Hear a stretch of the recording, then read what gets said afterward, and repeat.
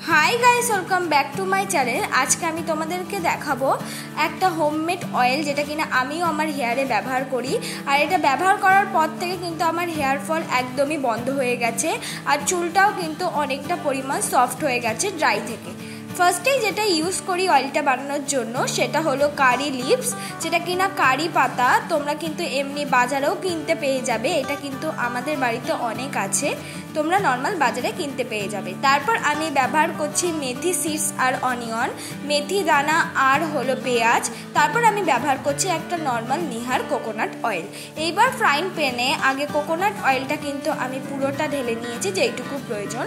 তারপর মেথি সিডস আর অনিয়নটা ঢেলে নিয়েছি, তারপর দিয়ে নিয়েছি কারি পাতা।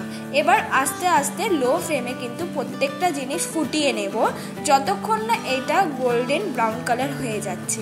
একদম लो फ्लेम করে কিন্তু ফোটাতে হবে, নালে কিন্তু আগুন ধরে যাওয়ার চান্স থাকে। বেশি জোরে তোমরা যদি গ্যাসটাকে ফ্লেমটা বেশি বাড়াও তাহলে দেখো একদম গোল্ডেন ব্রাউন কালার কিন্তু হয়ে গেছে।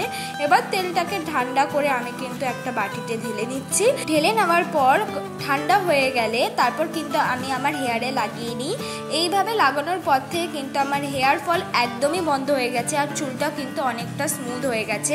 এখন বিশেষ করে বর্ষাকাল অনেকেরই কিন্তু হেয়ার ফলের সমস্যা থাকে, তাই তোমরা কিন্তু এরকম হোমমেড অয়েল বানিয়ে অনেক দিন পর্যন্ত স্টক করে রাখতে পারো আর প্রত্যেক দিন শ্যাম্পু করার আগে রাতে মাথায় কিন্তু অ্যাপ্লাই করতে পারো। আর তার সঙ্গে কিন্তু সুন্দর করে ম্যাসাজ করে করে অ্যাপ্লাই করতে পারবে, তাহলে কিন্তু তোমাদের হেয়ার গ্রোথও হবে আর অনেক চুলটা স্মুথ হবে।